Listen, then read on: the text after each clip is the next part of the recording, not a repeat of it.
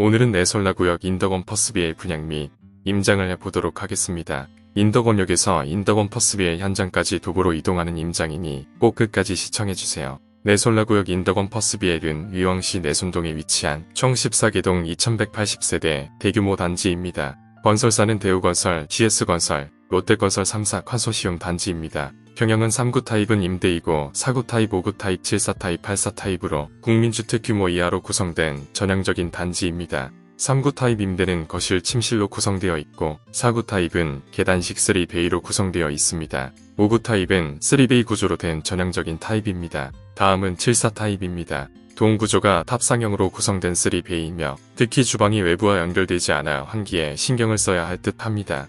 마지막으로 국민평형인 8사 타입입니다.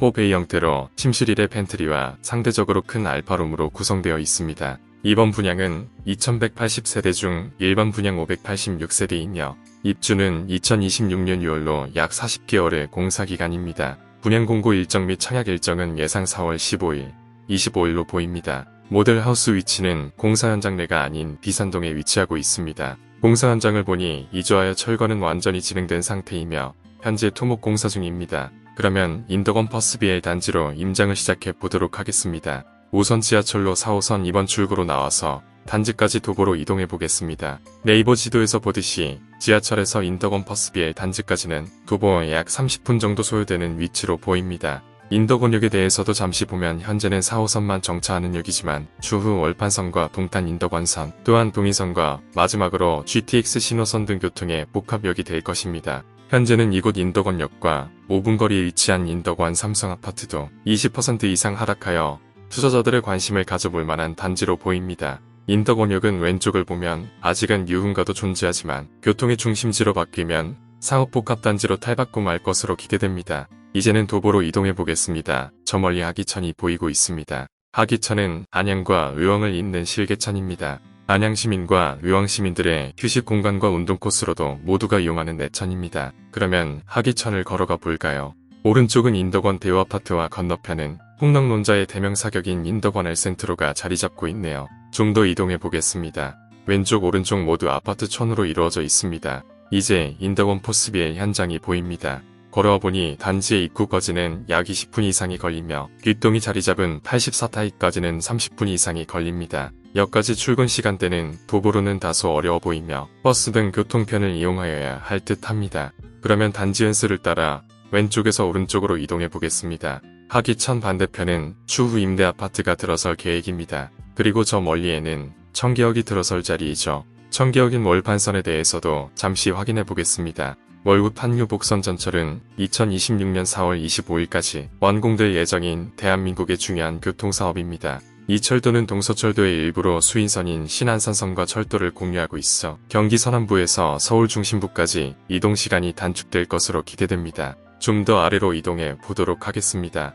왼쪽은 공장이 보이고 있고 저 먼 산 쪽으로 백운고등학교가 보입니다. 아마 중학교는 대군 중이며 고등학교는 백운고에 배정될 것으로 보입니다. 펜스 기준으로 도보로 이동해보니 중간에 안내문이 붙어 있습니다. 무슨 내용인지 살펴보도록 하겠습니다. 이곳은 토목터파기시 문화재가 발굴되어 잠시 공사가 중단되기도 하였다라는 내용입니다. 하지만 현재는 문화재의 가치가 높지 않아 공사를 진행하고 있습니다. 부착된 공사계획에서 보듯이 공사기간은 40개월이며 입주는 2026년 6월로 되어 있습니다. 좀 더 내려가면 저 멀리 내손도서관이 보이고 있습니다. 이곳은 의왕 안양시민 및 학생들이 많이 이용하고 있죠. 좀 더 아래로 이동해 보겠습니다. 반대편에는 내손동 이편한 세상 아파트도 보이고 있습니다. 그리고 두산 아파트도 보이네요.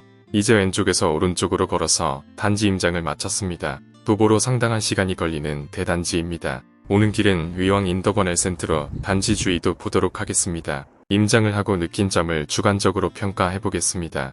장점부터 보겠습니다. 대단지 아파트로서 주위에는 내손도서관이 위치하며 도보로 가능한 백운호수가 위치해 있고 IT 판교가 근거리에 위치해 있습니다. 또한 미래에는 청계역까지 개통 시에는 도보와 버스로 10분 이내 도착 가능한 단지입니다. 다음은 단점으로는 현재 입주 후도 인덕원역까지 도보로는 어려워 보입니다. 어쩔 수 없이 버스 및 대중교통을 이용하여야 할 것으로 보입니다. 대중교통편인 버스도 도로가 4차선으로 정체가 예상됩니다. 하지만 이 단지의 최대 단점은 안양교육의 중심지인 평촌학원가까지의 거리입니다. 거리상으로 3km 정도 되나 교통편과 학원 차량의 동선이 다소 시간이 걸리는 위치입니다. 안양의왕에 거주하는 학부모들은 대부분 평촌학원가로 학생들이 학원을 이용합니다. 이런 장점과 단점을 가졌지만 인덕원 퍼스비엘은 대단지로서 청계역 신설 등으로 인하여 의왕의 대장단지가 될 듯합니다. 그러면 4월에 분양하는 인덕원 퍼스비엘의 청약 경쟁률은 어떻게 될까요? 분양가는 아직 일반인에게 공개되지 않았지만